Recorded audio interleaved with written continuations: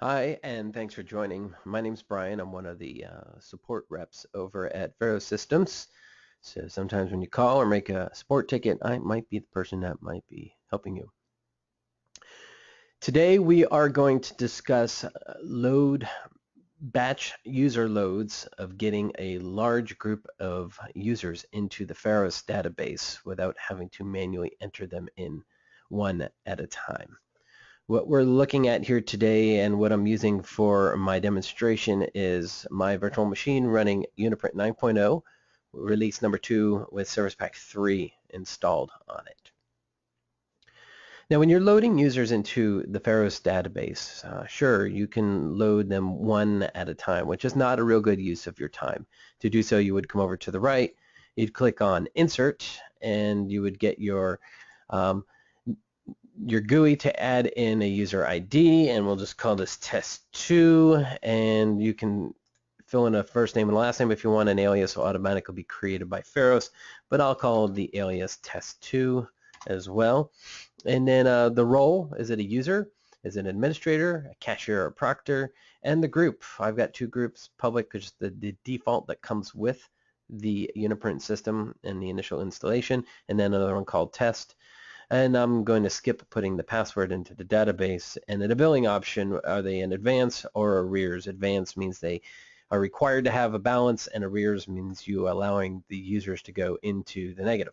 So as I click OK, you can see it'll automatically add the user once I finish that interface into the database. But if you've got a large group of users, hundreds or thousands, maybe even tens of thousands, this is not a viable use of your time. It just really isn't.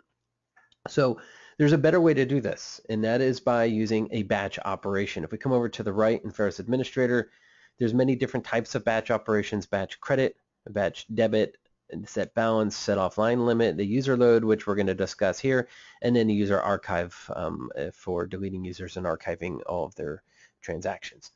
So we're going to discuss user load. And to do a batch user load, you're going to be creating a text file, which will start off as a CSV file, most likely in Excel, of a list of users with very specific information given to you in a specific order.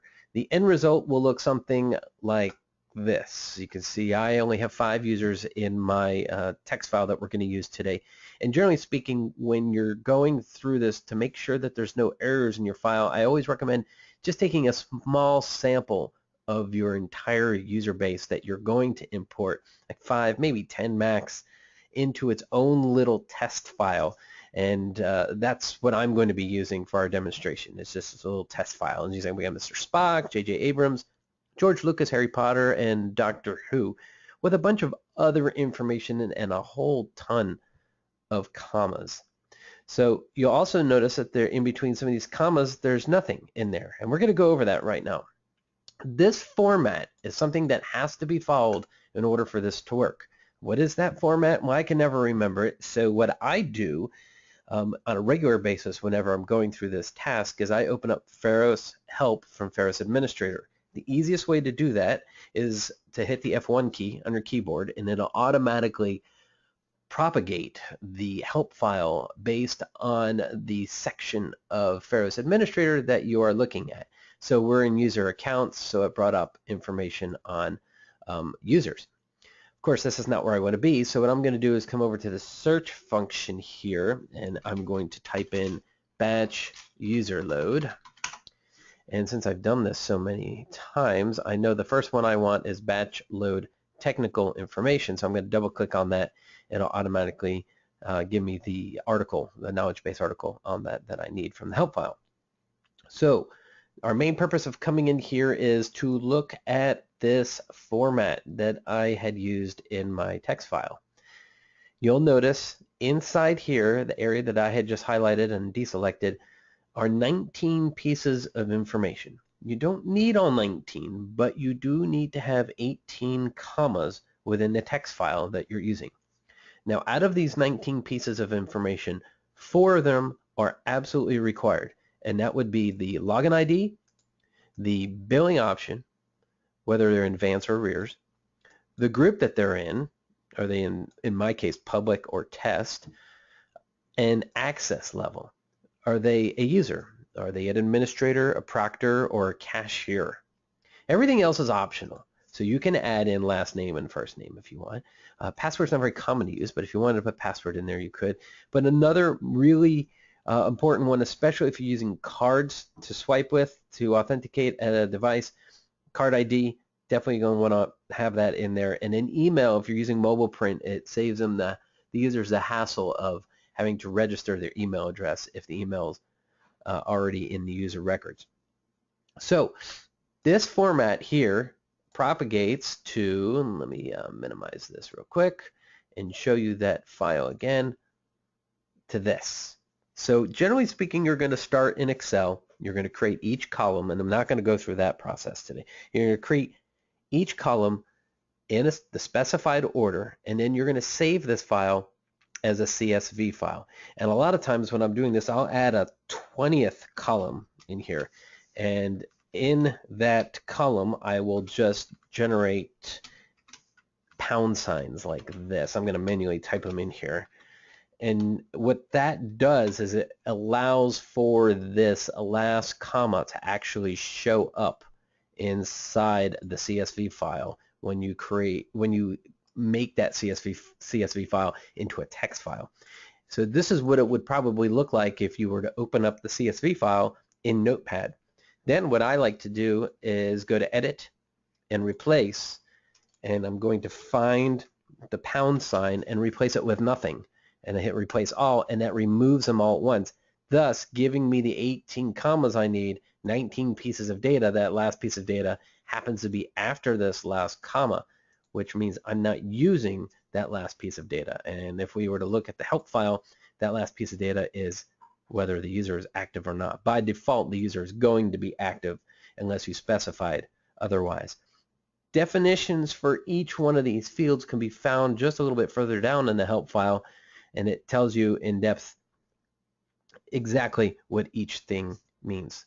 One specific area I want to pinpoint inside these pieces of data would be about the money. If you're going to add in the user's balance into the Pharos database when you're using the batch user load, there's two different ways you can do this. You can designate it by purses, and you may not know there are 3 different purses which within Uniprint, purse 1, 2, and 3, and then you may wind up changing those, and then an amount and an action associated with each purse.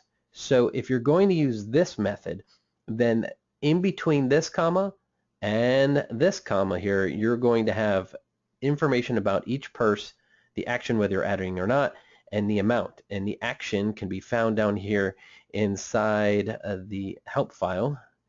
It is right here. Action. What is to be done to this purse? 0 is nothing, 1 is credit, and 2 just set, adjust, or the purse balance. If you're not going to use that method, then you can just set a balance. This user is supposed to have $20. Boom. It gives them $20 into their user account in the Pharos database. So when you upload the batch file, that user will have $20. So if you're giving everybody at the beginning of the semester or whatnot a specified amount, that might be a good way to upload all the users with that specified amount. So again, after you've created this file, the CSV file in Excel, and then you open it up in Notepad and then save it as a text file, again, it will look like this. So let's go ahead and give this a run. We're going to go back into Pharos Administrator, and we're going to go to Batch Operations, and we're going to do a Batch User Load. And it's going to start asking us a few questions. What operation would you like to perform? Well, we're going to insert users for this conversation. How would you like the alias generated? Well, I always like to choose same as the login ID. That means they're the same. Otherwise, as you saw before when I added a single user, the Pharos system generated was like 01, and that really is not something that makes much sense to me. But same as login ID is probably the most common, and we're going to use a text file to upload all of these users. Which file contains the list of users? Well, we just need to point it to the file, and mine happens to be on the desktop. I select it, and then the last thing we have to choose here is whether or not the group exists, and if the group doesn't already exist inside the Pharos database, do I want the group to be created automatically? And generally speaking, that would be yes. Now, the group that my users are in public. It already exists since it's part of the initial installation of the product. But regardless, I'm going to go ahead and create new user groups that do not yet exist in the Pharos database. Our other option would have been to ignore users whose group does not match any group in the Pharos database. And that also is a good option, but for my purposes, I'm going to create a new user group. I click OK, and then it propagates a nice little window. It tells us how many users were inserted. I had 5 in my file. All 5 were inserted. How many of those users were updated? Well, 0, because none of them existed. How many were deleted? 0. And how many errors? Now, I stated earlier that it's good to use a small file for uploading initially. And the reason why I say that is, let's say you have 2,000 users in your file, and you made some common mistake within your database file that you're uploading with. Well, it's going to give you 2,000 errors if each one of those users had that error. It's not exactly the most helpful error message. It's not going to tell you where you made the mistake. So it's better to use a small list, see if you can find where you may have made an error throughout the whole file, and then using a small list of users, and then uploading it again after you've made your corrections. So everything's good. Here I'm going to click OK, and now you can see that all of the users are inside my database. We've got Mr. Spock here, J.J. Abrams, Harry Potter, George Lucas, Doctor Who. They're all in here. It has the card ID associated with them. The alias you can see matches the login ID for Doctor Who, D Who, and the card ID, like I said. Come down to billing. I didn't add anything for money, but it did put them in advance, just like my file said to do so, and I did not use the email address, so the email address did not propagate in here. The group is public. They are automatically active by default, and the role is user. That's all I got for today. I appreciate you taking the time to watch this. I hope it was helpful. Please provide any kind of comments you may have if comments are enabled for this video, and maybe any other suggestions of short videos like this you might want us to go ahead and make. Thanks again for listening, and have a great day.